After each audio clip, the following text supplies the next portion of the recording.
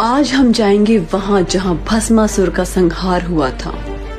आज हम जाएंगे वहां जहां पांडवों ने अपना अज्ञातवास निकाला था।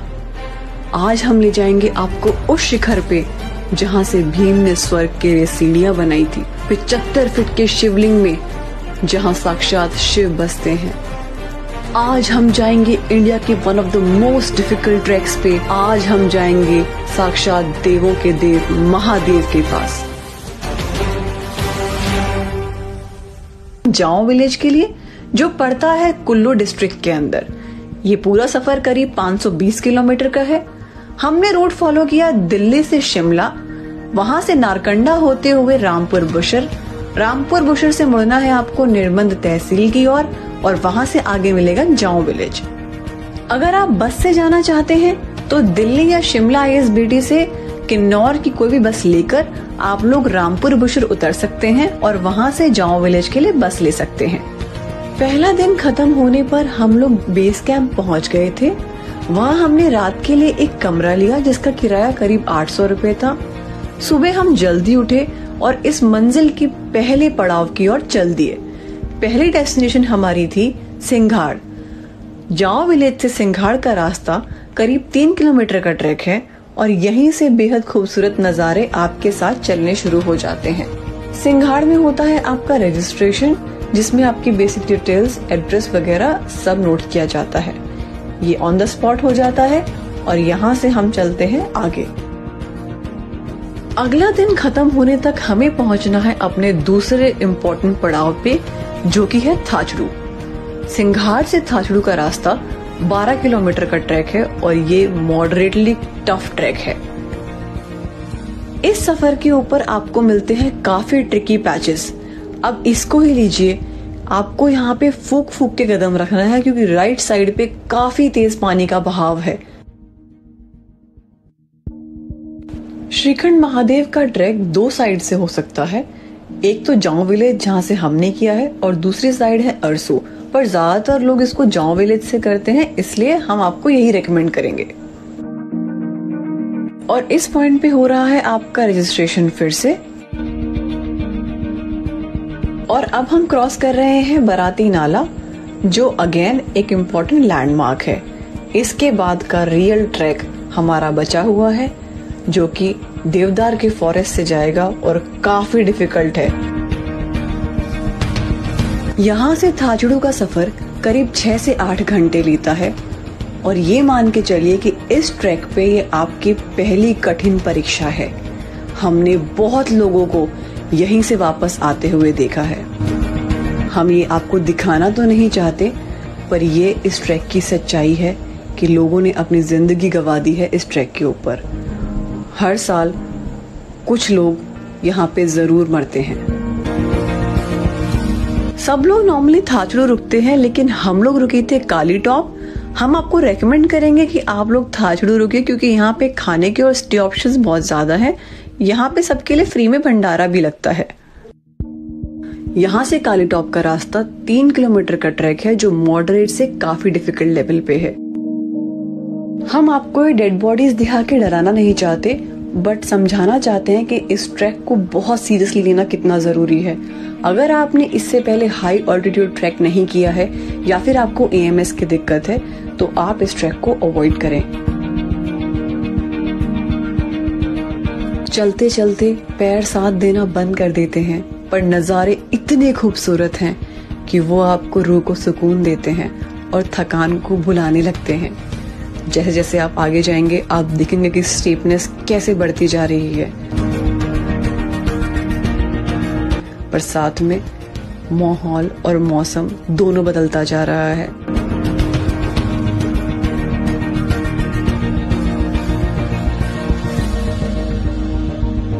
आगे आने वाली जो जगह हैं उनके नाम से ही आप इनकी माइथोलॉजिकल इम्पोर्टेंस समझ पाएंगे।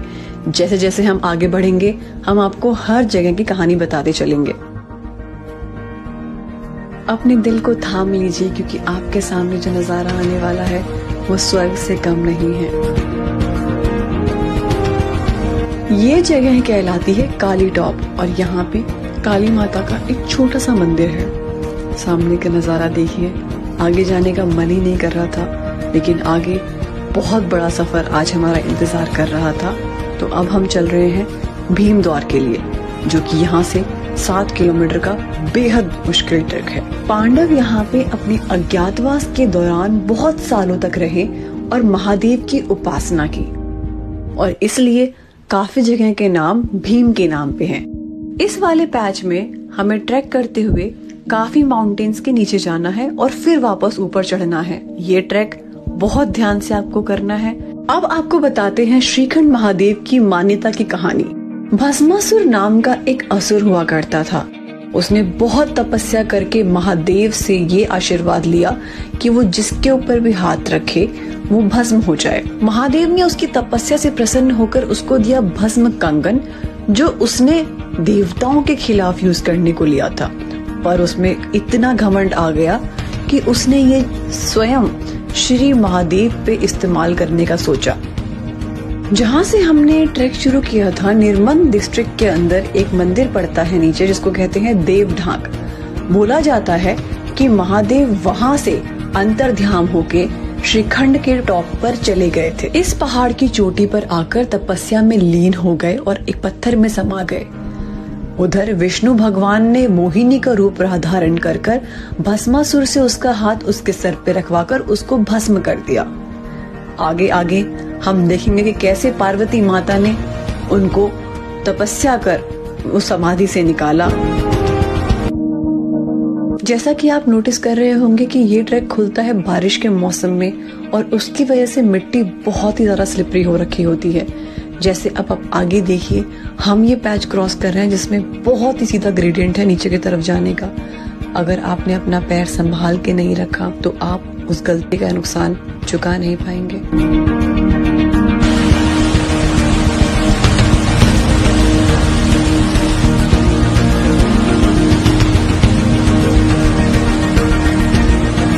अब आगे हमें मिलने वाले हैं बहुत सारे झरने, जिनको पार करके हमें आगे निकलना है। ये झरने जितने खूबसूरत हैं उतने ही डरावने हैं।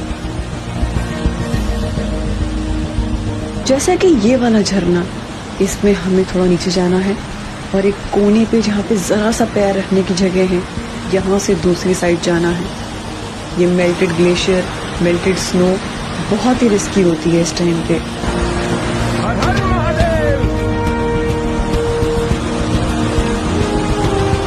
पुंसा से भीमद्वार का सफर करीब 3 किलोमीटर का है और इसको करने में करीब 2 घंटे लगेंगे।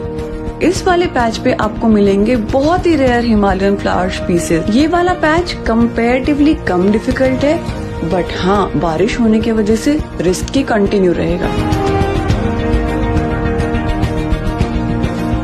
झरनों की वजह से जो ये स्नो पिघल रही है, इस पे पैर रखना बहुत ही रिस्की है, क्योंकि ये आपके बोझ से अंदर जा सकती हैं और आप पानी के बहाव में बह सकते हैं। यहाँ फूक फूक के कदम रखना बहुत जरूरी है। अब हम क्रॉस कर रहे हैं भीमद्वार को, जो लैंड ऑफ वाटरफॉल्स भी कहलाता है, क्योंकि इसके चारों तरफ बहुत खूबसूरत वाटरफॉल हैं। अगर आप लोग शाम होते होते भीमद्वार तक पहुंचते हैं तो हम आपको हाईली रेकमेंड करेंगे कि आप लोग यहीं पे रुकिए, क्योंकि पार्वती बाग पे स्टे ऑप्शंस और बेसिक फैसिलिटीज बहुत कम है। हम बहुत थक चुके थे, लेकिन हमें तब भी लगा कि थोड़ी हिम्मत और बांध के हमें पार्वती बाग जाना चाहिए। यहाँ से पार्वती बाग 2 किलोमीटर है।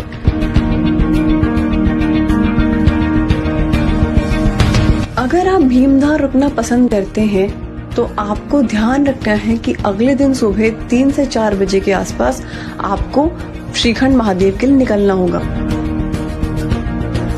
आपको सुबह 3 बजे इसलिए निकलना है ताकि आप 12 या 1 बजे से पहले दोपहर के श्रीखंड महादेव के दर्शन करके वापस नीचे के लिए चल दें, क्योंकि उसके बाद ऊपर धुंध हो जाती है और कई बार बहुत ही ज्यादा मौसम बिगड़ सकता है। जैसे जैसे हम आगे बढ़ते जाएंगे हमें मिलने वाली है बहुत सारी जमी हुई बर्फ, जिसपे चलना बहुत ट्रिकी होता है। झरना जो आप देख रहे हैं ये 100 मीटर की हाइट से गिरता है और बोला जाता है कि महादेव को समाधि से निकालने के लिए पार्वती माँ उन्हें यहाँ नहाने स्नान करने के लिए उत्साहित करती थी। इसलिए इस जगह को कहते हैं पार्वती झरना, और इस जगह की खूबसूरती मेरे लिए शब्दों में बयां करना बहुत नामुमकिन है। इस ग्लेशियर को क्रॉस करने के बाद हमारे पास आए सामने एक पहाड़, जिसकी चढ़ाई बहुत मुश्किल थी, कम से कम 40 से 50 डिग्री स्टीप थी।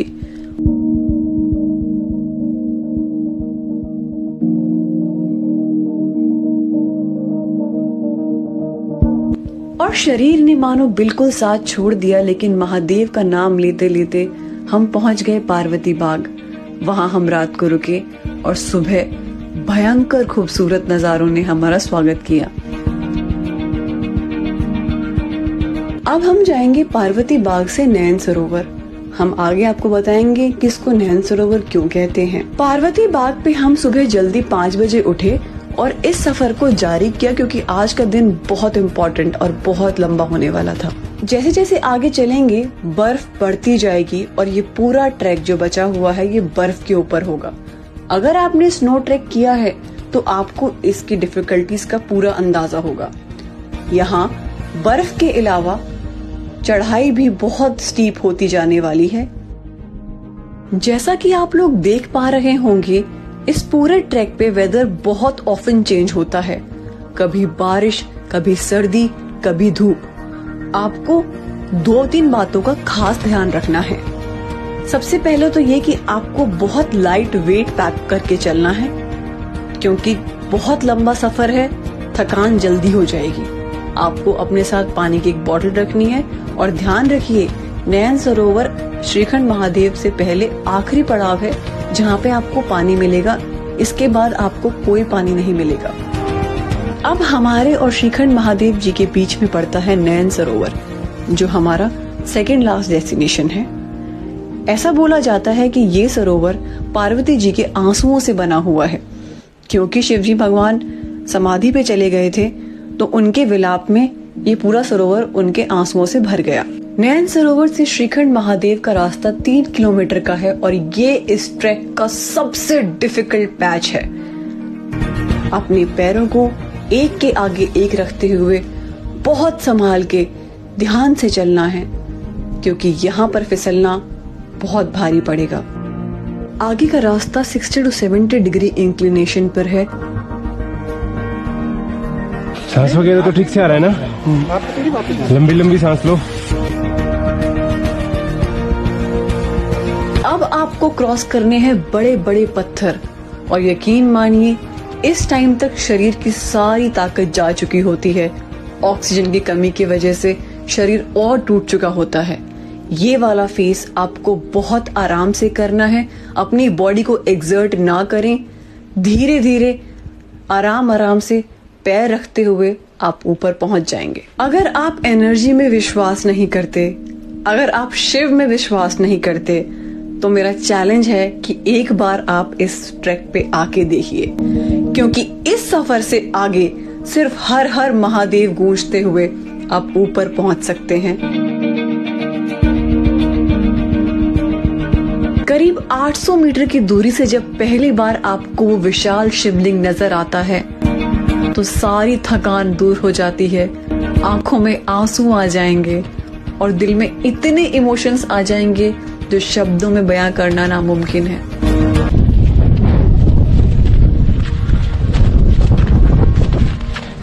बस अभी 5 मिनट में पहुंचने ही वाले हैं।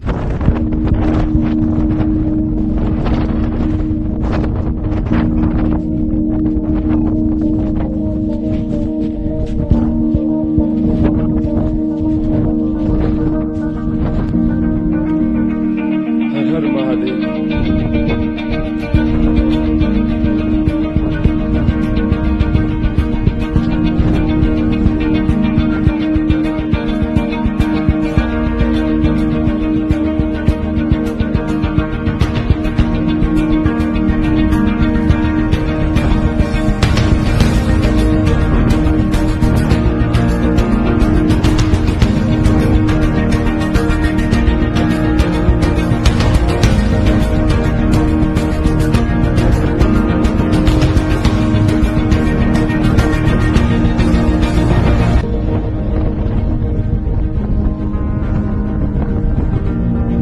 आशा करते हैं ये एपिसोड आपको काफी रोमांचक लगा होगा। कमेंट्स में जरूर बताइए कि वीडियो आपको कैसी लगी।